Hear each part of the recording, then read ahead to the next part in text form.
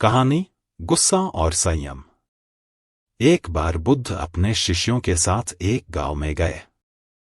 वहां के लोग उनके ज्ञान और करुणा से प्रभावित थे और उन्होंने बुद्ध को भोजन और अन्य आवश्यक चीजें दी।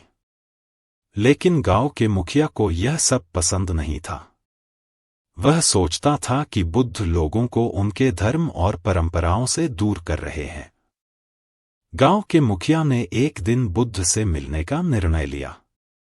वह बुद्ध के पास पहुंचा और क्रोध में भरकर उन्हें अपशब्द कहने लगा। वह लगातार बुरा भला कहता रहा, लेकिन बुद्ध शांत रहे। उन्होंने मुखिया की बातों पर कोई प्रतिक्रिया नहीं दी। मुखिया को यह देखकर और भी गुस्सा आ गया। उसने पूछा, मैं तुम्हें इतने बुरे शब्द कह रहा हूं, फिर भी तुम प्रतिक्रिया क्यों नहीं देते? क्या तुम्हें गुस्सा नहीं आता? बुद्ध मुस्कुराए और बोले, भाई, यदि कोई व्यक्ति किसी को उपहार देता है और वह उसे स्वीकार नहीं करता, तो वह उपहार किसके पास रहता है? मुखिया ने कहा, जो व्यक्ति उसे देता है, उसी के पास रहता है। बुद्ध ने उत्तर दिया, ठीक वैसा ही यहां भी है। तुम मुझे अपशब्द कह रहे हो, लेकिन मैं उन्हें स्वीकार नहीं कर रहा। इसलिए यह अपशब्द तुम्हारे पास ही रहेंगे। यह सुनकर मुखिया का क्रोध शांत हो गया। वह बुद्ध की करुणा और ज्ञान से प्रभावित हुआ और उनके शिष्य बन गया। इस कहानी से हमें यह शिक्षा मिलती है कि क्रोध का उत्तर क्रोध से नहीं देना चाहिए। यदि हम किसी के नकारात्मक व्यवहार को अपने भीतर स्थान नहीं देते, तो वह नकारात्मकता हमारे जीवन को प्रभावित नहीं कर सकती। बुद्ध का जीवन करुणा और ज्ञान का प्रतीक। इस घटना के साथ बुद्ध ने एक महत्वपूर्ण संदेश दिया कि गुस्सा केवल हमें कमजोर बनाता है। उन्होंने अपने जीवन में हमेशा प्रेम और करुणा का प्रचार किया। बुद्ध का संदेश आज भी हमें जीवन की कठिनाइयों में शांति और संयम बनाए रखने की प्रेरणा देता है। उनका यह उपदेश कि दूसरों के दुख को अपना समझो हमें सिखाता है कि सच्ची खुशी दूसरों की सेवा में है। बुद्ध की कहानियां न केवल प्रेरणादायक हैं, बल्कि हमारे जीवन को बेहतर बनाने के लिए दिशा भी देती हैं। संयम, करुणा और आत्मज्ञान का उनका संदेश हमें एक बेहतर इंसान बनने की प्रेरणा देता है। भगवान बुद्ध के जीवन में अनेक ऐसी घटनाएं हुईं जो हमें प्रेरणा और जीवन का सही अर्थ समझाने में मदद करती हैं। उनकी करुणा और ज्ञान ने कई लोगों का जीवन बदल दिया। यह कहानी राजस्थान के किशनगढ़ नामक स्थान से जुड़ी है, जहां बुद्ध ने एक गरीब किसान को न केवल उसका दुख समझने में मदद की, बल्कि उसे आत्मज्ञान का मार्ग भी दिखाया। कहानी गरीब किसान का दुख। किशनगढ़ नामक गांव में एक गरीब किसान रहता था, जिसका नाम रामू था। रामू के पास एक छोटा खेत था, लेकिन उसकी फसल हमेशा सूखे या बाढ़ के कारण खराब हो जाती थी। उसका जीवन कठिनाइयों से भरा था। उसके पास न पर्याप्त भोजन था, न ही अपने परिवार के लिए पर्याप्त कपड़े।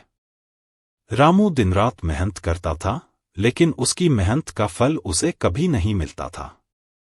इस कारण वह हमेशा परेशान रहता था और खुद को बहुत अभागा मानता था।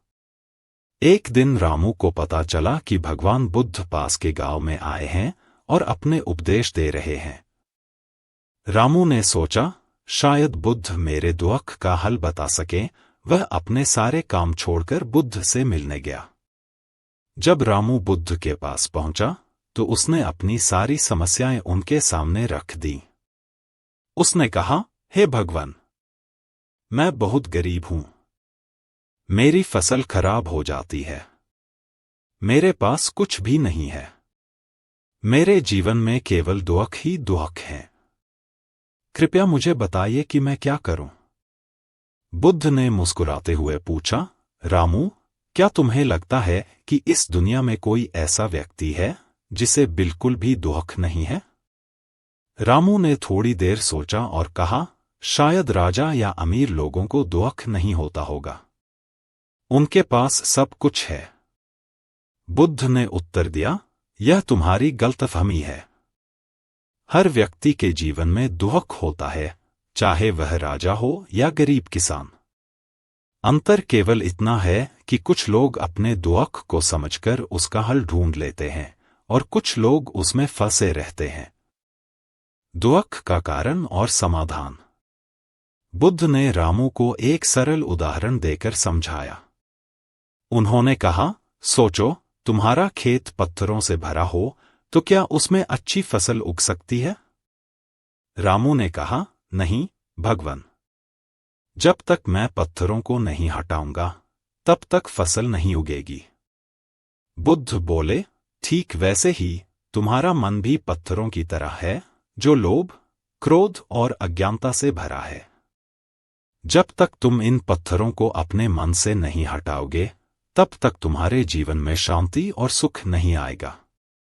रामू ने पूछा, लेकिन भगवान, मैं इन पत्थरों को कैसे हटा सकता हूं? बुद्ध ने उत्तर दिया, सत्य को समझो और ध्यान का अभ्यास करो। अपने कर्तव्यों को पूरी ईमानदारी से निभाओ और दूसरों की मदद करो। दुख को समाप्त करने का मार्ग अपने भीतर खोजो। बुद्ध के उपदेश सुनने के बाद रामू को अपनी गलतियों का एहसास हुआ।